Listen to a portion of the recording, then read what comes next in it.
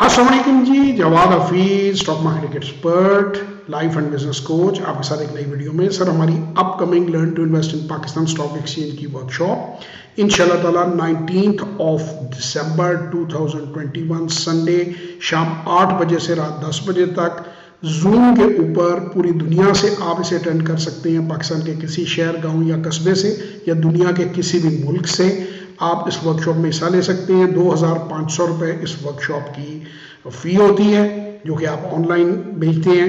मज़ीद मालूमात के लिए 0300946624 और 033642422346 पे व्हाट्सएप वॉइस और टेक्स्ट कीजिए।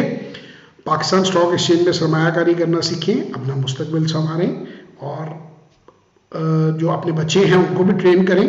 और इंशाल्लाह ताला किसी वर्कशॉप में या किसी सेशन में आपसे मुलाकात होगी 19 दिसंबर संडे रात 8 बजे से 10 बजे तक। खुदा हाफिज।